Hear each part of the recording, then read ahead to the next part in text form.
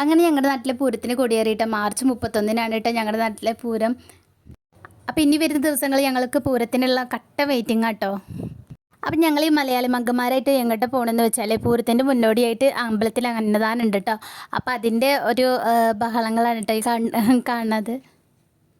അമ്പലത്തിൽ അന്നദാനം പറഞ്ഞാൽ തന്നെ ഒരു പ്രത്യേകത ഒരു ഫീലിംഗ് അല്ലേ. പക്ഷേ എന്താ മാർച്ച് 31 എന്നൊക്കെ പറഞ്ഞാൽ പെട്ടെന്ന് ഈ പൂരമൊക്കെ പെട്ടെന്ന് കഴിയണ പോലെ തോന്നുക കേട്ടോ.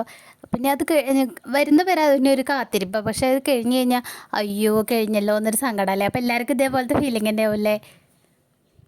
ഇപ്രാവശ്യം കുട്ടികൾക്ക് പൂരത്തിൻ്റെ തലേദിവസം എക്സാം ഉണ്ട് കേട്ടോ. അല്ല പൂരത്തിൻ്റെ അന്നത്തോടെ കഴിയും, അന്ന് രാവിലെ. പിന്നെ ഉച്ചയ്ക്ക് ശേഷമാണല്ലോ പൂരത്തിൻ്റെ സംഭവങ്ങളൊക്കെ ഉണ്ടാവുക.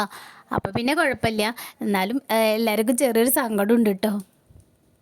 അങ്ങനെ ഒരു നാട് ഒത്തൊരുമിച്ച് എല്ലാവരും എല്ലാത്തിലും പങ്കെടുത്തിട്ടുണ്ട് കേട്ടോ. അപ്പോൾ വിളമ്പി കൊടുക്കാനായിട്ട് ഞങ്ങൾക്ക് ഒരു അവസരം കിട്ടിയിട്ട് അപ്പോൾ വിളമ്പി കൊടുക്കാനായിട്ട് ഞങ്ങളും വിളമ്പാനൊക്കെ നിന്നിട്ടുണ്ടായിരുന്നേ.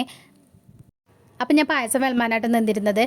ഞങ്ങൾ ഭക്ഷണം കഴിച്ചിട്ടാട്ടോ ഇതിന് നിൽക്കണത്. എന്നിട്ട് കഴിക്കാത്തവർക്ക് അവർ കഴിക്കാൻ വേണ്ടിയിട്ട് പോയിട്ടുണ്ട്. ഞങ്ങൾ ഡ്യൂട്ടി ഏറ്റെടുത്തേ.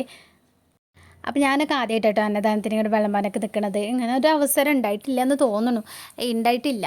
അപ്പോൾ അതൊക്കെ ഒരു വേറെ ഒരു ഫീൽ തന്നെയല്ലേ. അപ്പോൾ ഇതൊക്കെ നമ്മുടെ സ്വന്തം ചേച്ചിമാരായിട്ട് സുനിതേച്ചി, അടുത്തത് വരുന്നത് മഞ്ചേച്ചി, എല്ലാവരെയും പരിചയപ്പെടുത്തണം പറഞ്ഞിട്ടുണ്ടായിരുന്നു കേട്ടോ. വീഡിയോ എടുക്കുമ്പോൾ എല്ലാവരെയും പരിചയപ്പെടുത്തി കൊടുക്കണമെന്ന് പറഞ്ഞിട്ടുണ്ട്. അപ്പം ഞാൻ എല്ലാവരും എടുക്കാൻ പറ്റില്ലെങ്കിലും കുറച്ച് പേരൊക്കെ എടുത്തിട്ടുണ്ടാവും. അത് പത്മ ചേച്ചിയുടെ ഹസ്ബൻഡ് ആട്ടത്. അപ്പോൾ എല്ലാവരും പരിചയപ്പെടുത്തി കൊടുക്കണം എന്നൊക്കെ പറഞ്ഞിട്ടുണ്ടായിരുന്നു കേട്ടോ. അപ്പോൾ എല്ലാവർക്കും വർക്കിന് പോണ കുറേ പേരുള്ള കാരണം അവർക്ക് ഉച്ചയ്ക്ക് വരാൻ പറ്റിയിട്ടില്ല കേട്ടോ. അപ്പോൾ ഇത് ഒക്കെ നമുക്ക് വേണ്ടപ്പെട്ടവരാട്ടോ.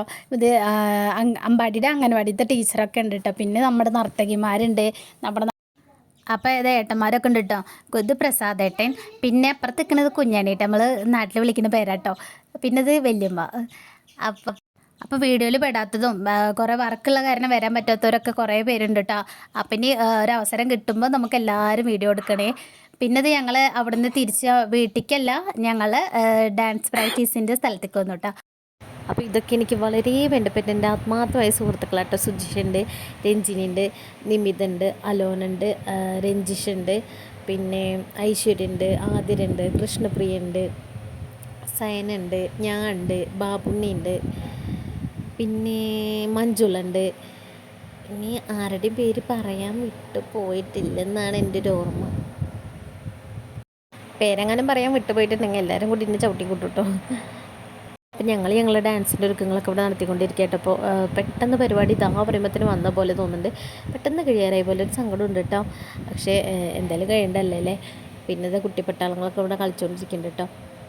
അപ്പോൾ ഞങ്ങളുടെ പരിപാടി മാർച്ച് 27-ാം തീയതി കേട്ടോ. ഞങ്ങളുടെ കണ്ണന്നൂർ അമ്പലത്തിൻ്റെ ഭഗവതിയുടെ മുന്നിൽ ഞങ്ങളും ഡാൻസ് കളിക്കാൻ പോകണം. അപ്പോൾ ഞങ്ങൾക്ക് വേണ്ടി എല്ലാവരും പ്രാർത്ഥിക്കണം. അപ്പോൾ അടുത്ത വീഡിയോ